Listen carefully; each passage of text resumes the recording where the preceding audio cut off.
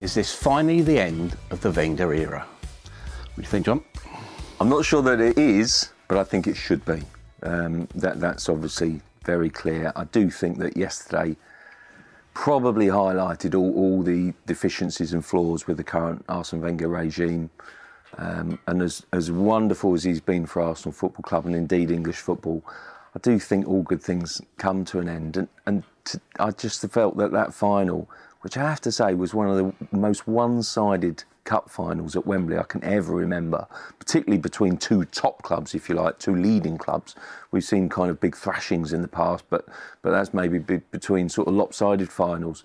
This was an embarrassment, I think, for Arsenal. And the fans are rightly upset and very angry. I think you can forget and forgive, I think, sometimes being sort of second best to a really good quality team, as Manchester City surely are. I don't think they were great in the first half, and I felt that they were, I wouldn't say they were there for the taking, but they gave Arsenal enough encouragement. But the way they came out after Pep Guardiola obviously had got hold of them at half-time, swept Arsenal aside, and from back to front, you'd have to say Arsenal absolutely shambles at times in defence. Midfield, at least Jack Wilshere showed some heart, but Xhaka really is just not good enough, and I've yet to see in nearly 2 years why he continually keeps his place. And even Aubameyang, I mean, big signing, but you couldn't tell yesterday. He looked isolated and lost. I have to say, Arsenal are in serious danger of each year slipping further and further behind. Unless they make a change this summer, I think if they give Wenger the final year of his contract, they'll have slipped even further behind. It's getting to a really worrying state of affairs. It's time to go.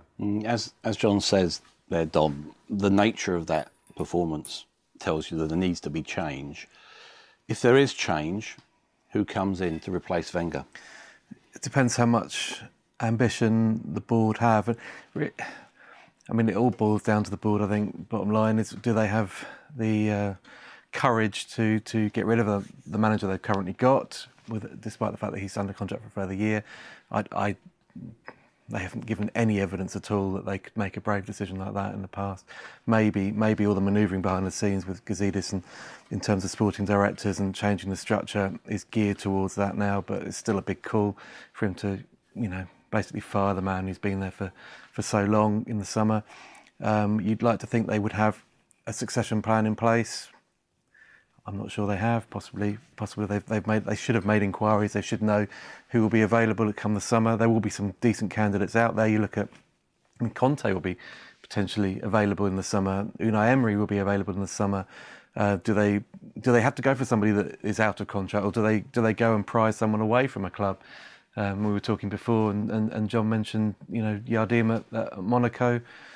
Thomas Tuchel's always around the scene. I know you don't think that there's any chance of that happening, but he would be potentially selling himself to that board. But it doesn't really matter. Ultimately, they have to make a brave decision. They have to get rid of Arsene Wenger, and you know what? I will be surprised if they do, because they haven't offered any evidence at all in recent years that they're willing to make a brave decision.